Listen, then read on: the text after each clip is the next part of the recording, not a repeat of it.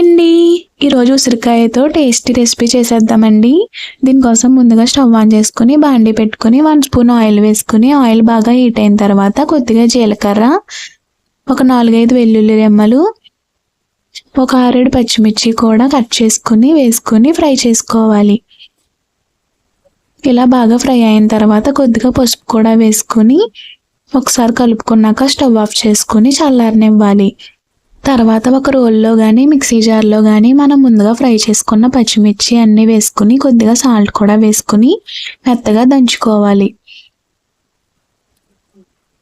ఇలా కొద్దిగా నలిగిన తర్వాత మనం ముందుగా కట్ చేసుకున్న ఉసిరికాయ ముక్కలు కూడా వేసుకుని మెత్తగా దంచుకోవాలి.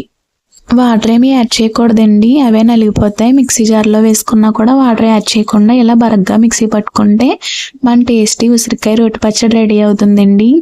ఈ పచ్చడి టిఫిన్స్లోకి, రైస్లోకి, ఎందులోకైనా చాలా టేస్టీగా ఉంటుందండి. ఒకసారి ట్రై చేయండి. వేడివేడి అన్నంలో ఈ పచ్చడి వేసుకుని కొద్దిగా నెయ్యి వేసుకుని తింటే చాలా బాగుంటుందండి.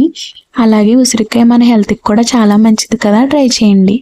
వీడియో నచ్చితే లైక్ చేసి మన ఛానల్ని సబ్స్క్రైబ్ చేసుకోండి.